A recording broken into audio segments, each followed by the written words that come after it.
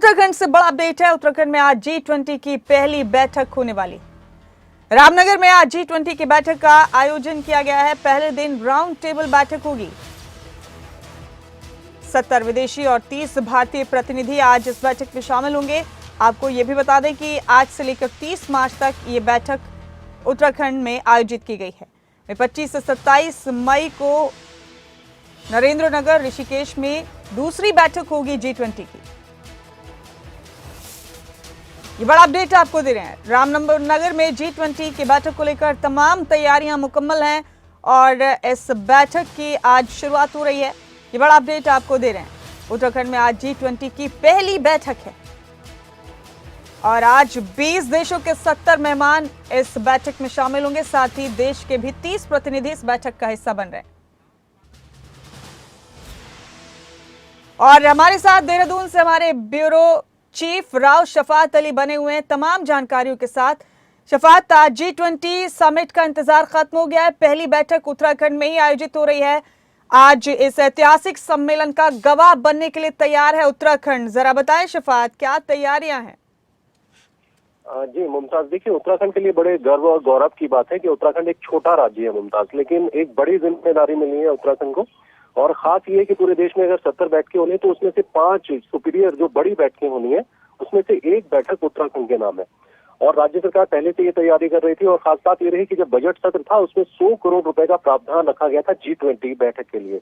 तो तमाम तैयारियां पहले से चल रही थी और आज पहली बैठक है। नैनीताल जिले के रामनगर में जो ढिकोली है, बेहद खूबसूरत जगह पड़ती है ढिकोली, यहाँ ये तमाम तैयारियां पहले से की गई थी। तो आज जो गेस्ट आएंगे, बाहर विदेशों के गेस्ट आएंगे, सूत्रों के हवाले से खबर है कि 36 गेस्ट विदेशी होंगे और 20 जो अतिथि हैं वो भारतीय अतिथि होंगे। तो करीब 66 जो अतिथि हैं वो आज रहने वाले हैं। और आज क्योंकि साइंस एडवाइजरी की बैठक होगी और राउंड टेबल ये बैठक है, इसकी पहली शुरुआत है और 3 दिवसीय ये बैठक रहेगी। इसके बाद उत्तराखंड को 2 बैठकें और मिली है जो मई और जून में होनी है।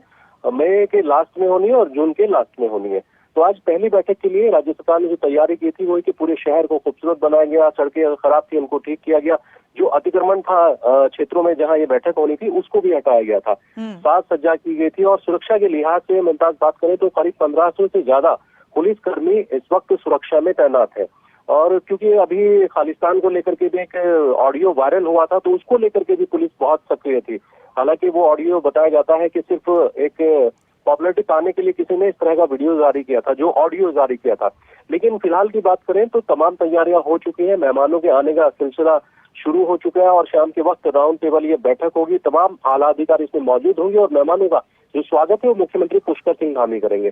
और इस बैठक में महत्वपूर्ण ये है कि उत्तराखंड को विश्व पटल पर चमकने का ये एक मौका है, अपॉर्चुनिटी है। उत्तराखंड की संस्कृति क्या है, उत्तराखंड किस तरह से कामकाज करता है, एक छोटा राज्य होने के बावजूद भी उत्तराखंड कैसे खुद को अग्रणी राज्यों में शामिल करने के लिए नए प्लान बनाता है, सरकार कैसे काम करती है, तमाम इन बातों पर चर्चा होगी।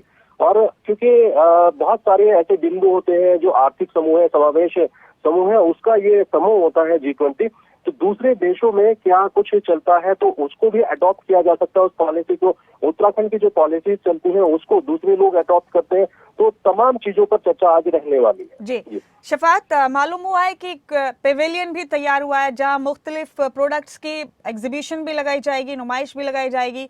जाहिर सी बात है इस हवाले से भी शफात ये एक बड़ा मौका है कि उत्तराखंड के जो लोकल प्रोडक्ट्स हैं वो इंटरनेशनल स्तर पर चमकेंगे, अपनी एक पहचान बनाने में कामयाबी हासिल करेंगे। जाहिर सी बात है 20 देशों के विदेशी मेहमान यहाँ शामिल हो रहे हैं तो नजर में आना लाजमी है। हाँ बिल्कुल मुमताज, आपने ठीक कहा कि उत्तराखंड के पास ये मौका है। और दूसरा क्योंकि देखिए मोटे अनाज की अगर बात करते हैं तो पूरे हिंदुस्तान में अगर सबसे ज्यादा मोटे अनाज पर किसी ने ध्यान दिया तो वो उत्तराखंड ऐसा राज्य है। और क्योंकि दूरस्थ के इलाके हैं, बहुत ज्यादा रोजगार नहीं है, तो यहाँ कुछ इस तरह की खेती, पारंपरिक खेती होती है जिसको लेकर के राज्य सरकार पहले से ही उन प्रोडक्ट को प्रमोट करने के लिए पॉलिसी बनाई हुई है।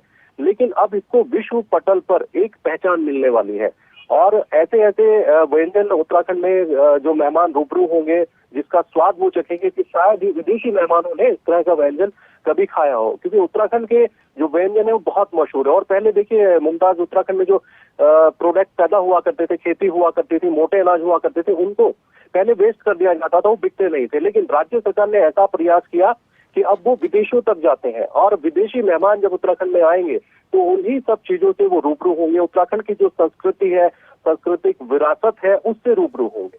जी जी शफात, सिक्योरिटी के जाहिर सी बात है बेहद पुख्ता इंतजाम किए गए हैं, खुफिया एजेंसियां पूरी तरह से अलर्ट पर हैं, बगैर आईडीज के रूम्स ना देने की भी बात की गई है। जो लोकल लोग भी अभी तक उत्तराखंड में पहुंचे हुए हैं या फिर जो सयाह जो पर्यटक भी वहां पर पहुंचे हैं।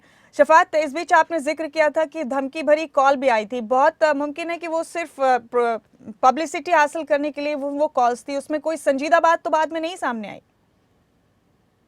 उसमें क्योंकि पुलिस के पास जो ऑडियो आया था, ऑडियो वायरल हुआ था, उसमें धमकी दी गई थी कि खालिस्तान का कोई समर्थक था पन्नू, उसने ये धमकी दी थी। लेकिन पुलिस पूरी तरह से सतर्क है और पुलिस ने चप्पे चप्पे पर चेकिंग अभियान चलाया था और पूरे के पूरे क्षेत्र को सेक्टर में बांटा गया था। किसी तरह की कोई भी संदिग्ध व्यक्ति वहां है तो उस पर नजर रखी गई, चेकिंग अभियान चला और जो होटल्स है या फिर जो होम स्टे है वहां पर रुकने के लिए आईडी की बहुत जरूरत है और बिना आईडी के किसी को रूम हालांकि पहले से भी नहीं दिया जाता, लेकिन आईडी की सघन चेकिंग भी की जाती है।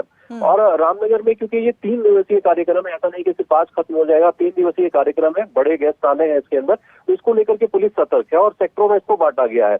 हालांकि स्थानीय लोगों को कोई परेशानी ना हो, पहले ये चर्चा थी कि स्थानीय बाजार को बंद करा दिया जाएगा, तो थोड़ा सा विरोध भी था, लेकिन ऐसा नहीं है, बाजार भी खुला रहेगा, जो स्थानीय लोग हैं उनको किसी तरह की कोई परेशानी नहीं है।